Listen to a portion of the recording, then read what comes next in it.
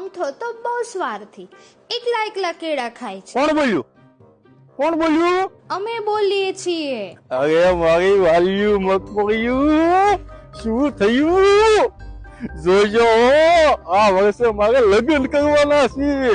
શું વાત કરો છો? ભાભી લાવવાના છો એમ? હે, હા મારી વાલ્યું, એટલે આ વખતે ઉત્પાદન વધુ આપજો.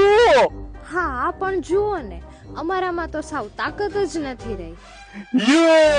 એમાં રોવા હું બેઠી તમે?